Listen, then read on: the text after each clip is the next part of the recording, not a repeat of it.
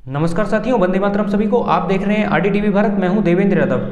आज आपको एक ऐसी जानकारी देने वाले हैं जिसकी पहल गुजरात के एक व्यापारी व्यक्ति के द्वारा की गई। गुजरात में आनंद शहर के रहने वाले एक बिजनेसमैन चंद्रकांत जी ने अपनी बेटी की शादी में अमर क्रांतिकारी भाई राजीव दीक्षित जी के पोस्टर्स और बैनर लगवाकर सभी अतिथियों को राजीव दीक्षित जी के विचारों से परिचित कराया। साथ ही राजीववादी कार्यकर्ताओं को आमंत्रित कर अतिथियों को गो पंचगव्य, आयुर्वेद और नेचुरोपैथी के द्वारा मुफ्त चिकित्सा दी गई, जिसमें वैद्य गोविंद शरण प्रसाद व उनके समस्त साथी सम्मिलित रहे। चलिए आनंद शहर की शादी की झलकियां देखकर आप भी थोड़ा आनंद लीजिए।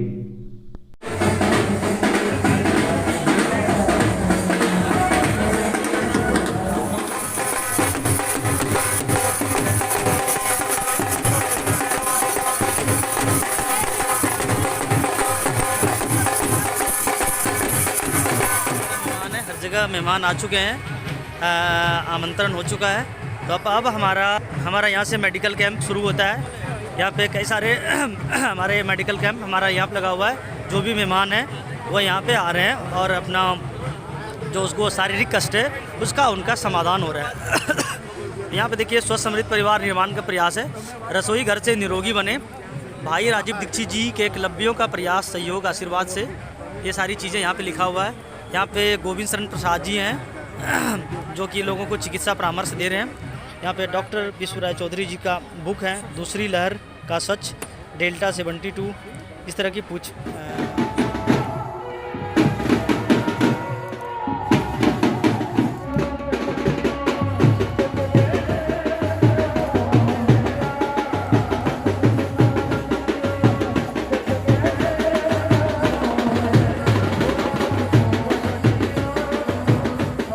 मातरम जी, आप यहाँ पे चंद्रकांत श्रीमान जी के सुपुत्री की विवाह में आए हुए हैं और यहाँ पे विवाह में एक हमारी अनोखी पहल है। स्वस्थ समृद्ध परिवार की तरफ से मेडिकल कैंप हमने लगाया, चिकित्सा शिविर लगाया है चिकित्सा क्रांति के उद्देश्य से। तो आपको ये मेडिकल सेवा देख करके आपको कैसा महसूस हो रहा है, कैसा लग रहा है? पहले तो ये ताज्जुब होता है कि ये कैंप यहाँ पे कैसे आया। हाँ जी, हाँ जी। करीबन ये पहली दफ़ा हमने देखा है कि कैंप में, पहले तो हम कैंप में आए, क्या क्या होता है वो देखने के लिए आए, तब पता चला ये मेडिकल कैंप है।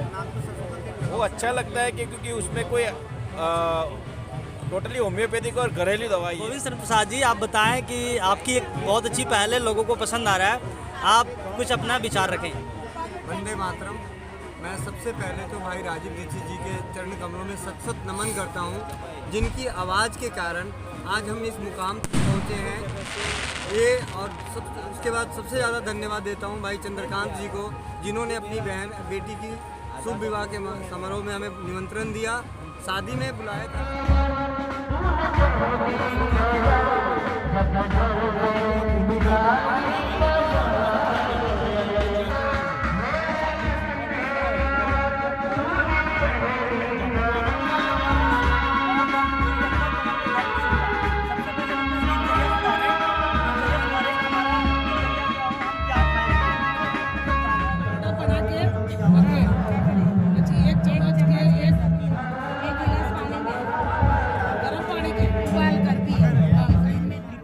भोजन सबसे ज़्यादा खतरनाक है क्योंकि उसमें ना एयर जाता है ना सनलाइट जाता है, ना एयर जाता है ना सनलाइट जाता है। जिस भोजन में एयर ना जाए ना सनलाइट जाए, उसके प्रेजेंस में जो भोजन ना बने वो भोजन नहीं, वो पॉइजन है, वो जहर है। दोस्तों, बहुत ही अद्भुत और मन को प्रफुल्लित कर देने वाला क्षण है, क्योंकि ये मात्र एक शादी नहीं है बल्कि राष्ट्र निर्माण की दृष्टि से भाई राजीव दीक्षित जी जैसे क्रांतिवीरों के विचारों को जन जन तक पहुंचाने का एक प्रयास है, जो कि अत्यंत गौरव का विषय है और वेस्टर्न कल्चर को अपनाने वाले लोगों के मुंह पर तमाचा है, जो भारत में भारतीयता को भूलकर शादी विवाह जैसे पवित्र कार्यक्रमों में दारू और अश्लीलतापूर्ण कार्य कराते हैं। जिस संस्कृति में विवाह को 16 संस्कारों में से एक माना जाता है, दुर्भाग्य से वह आज व्यभिचार का अड्डा बनने लगा है। उसमें पवित्रता जैसा कुछ नहीं बचा है। सो कॉल्ड एजुकेटेड लोग शादी जैसा पवित्र बंधन भी रात्रि के अंधकार में दारू पीकर और नचनियों को नचाकर करते हैं, जो कि शादी नहीं बल्कि नाइट शो जैसा लगता है, जिसे संस्कारवान लोग भी दिखावे की दुनिया में फंसते चले जाते हैं। इसलिए समाज के अनुसार ना चलें बल्कि सत्य के अनुसार चलकर समाज को अपने अनुसार चलाएं। समाज जो करता है आप वैसा मत कीजिए, बल्कि जो सही और उचित हो, लोक कल्याण के हित में हो, ऐसा कार्य कीजिए, भले समाज आपका विरोध करे। क्योंकि जब जब समाज गलत दिशा में जाता है तब तब कोई राजीव दीक्षित उसे सही दिशा देने के लिए आता है। इसलिए आपका और हमारा कर्तव्य बनता है कि अधिक से अधिक लोगों तक भाई राजीव दीक्षित जी की आवाज़ को पहुँचाने का प्रयत्न करें। केवल भारत माता की जय या इनकलाब जिंदाबाद कहने से देश विश्वगुरु नहीं बनता। उसके लिए क्रांतिकारियों के मार्ग का अनुसरण करना पड़ता है, लोगों के मानस तक क्रांतिकारियों के विचारों को पहुंचाना पड़ता है।